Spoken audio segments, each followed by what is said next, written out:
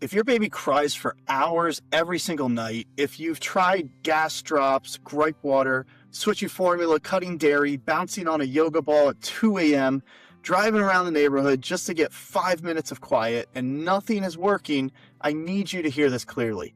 You are not failing as a parent, you're just not figuring this out, and your baby is not broken at all. What you're experiencing is not random. I recently asked our local community about their experience with colic, and the responses were intense. One parent shared that her son screamed for 3 straight months, and the pediatrician told her nothing was wrong. Another described sitting outside her baby's room crying while her child screamed because she didn't know what else to do. Other parents talked about car rides being the only relief, or placing the baby near the vibration of a dryer just to calm them. When you see dozens of families describing the same exhaustion, the same helplessness, the same "we tried everything," you start to realize this is bigger than gas.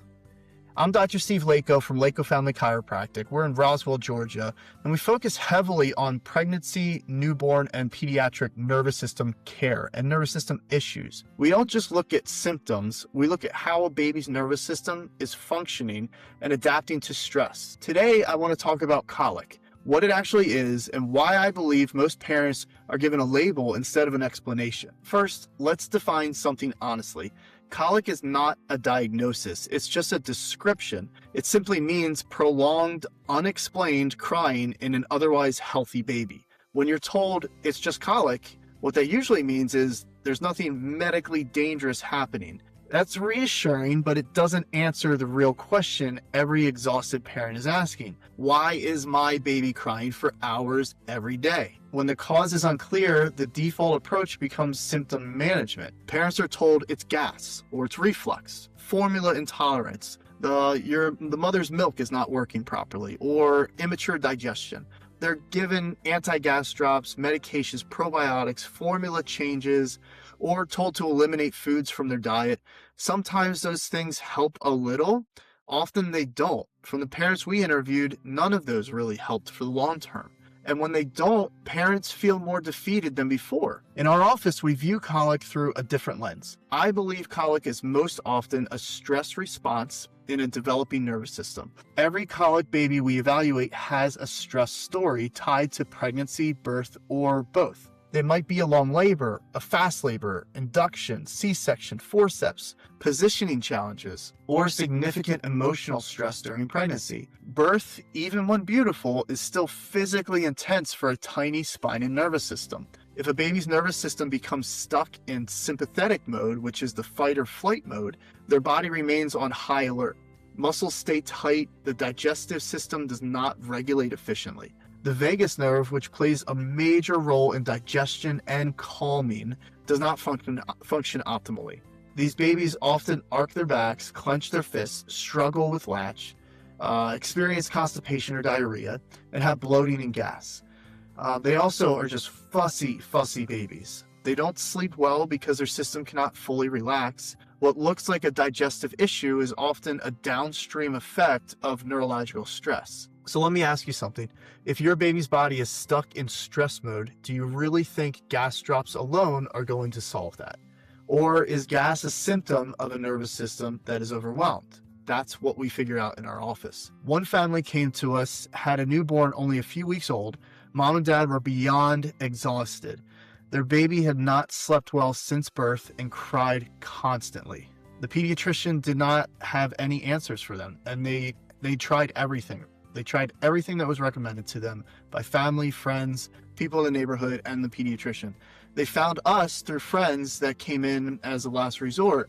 During our exam, we found significant tension patterns throughout the baby's spine.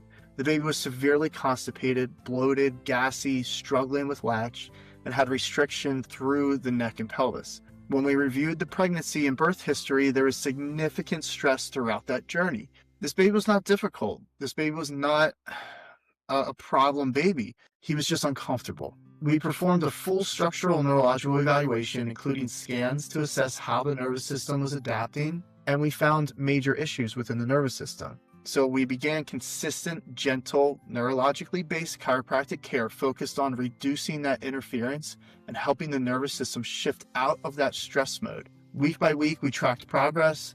Sleep started to improve gradually, actually pretty quickly.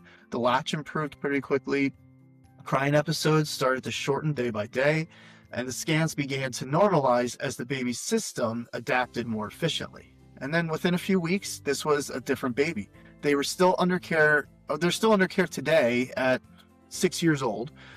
What began as colic turned into long-term nervous system support. That trajectory shifted early. In our experience, around 90% of colic babies improve significantly with consistent care. When progress stalls, it's usually because care is inconsistent, not because the baby is hopeless, right? The nervous system takes repetition and support to regulate it, especially when stress has been present from pregnancy or birth. So here's the bigger issue. The digestive system does not operate independently from the nervous system. It's controlled by the brain and the spinal cord. If the nervous system is dysregulated, the gut will reflect that. Colic is often the first visible sign that a baby's system is overwhelmed and struggling to adapt to life outside the womb. If you're walking the floors at night right now, doubting yourself, wondering what you're missing, I want you to hear this clearly. Your baby's not manipulating you. Your baby's trying to tell you what is going on. They are communicating discomfort in the only way they can. The goal is not to silence the crying. The goal is to understand why their system is stuck in distress and help it to regulate. If this message resonated with you, check out the resources in my bio. I've created educational content specifically for parents navigating colic, sleep issues, sleep struggles, and newborn regulation challenges. If you're local to Roswell or Atlanta area, visit our website and learn how we approach pediatric nervous system care differently at Lako Family Chiropractic. And if this video helped you, like it and share it with a parent who needs to hear it. Follow for more practical, honest education about your baby's nervous system and development. And if you have specific questions about your child, make sure to reach out. Colic is not random. It is not something you simply have to survive.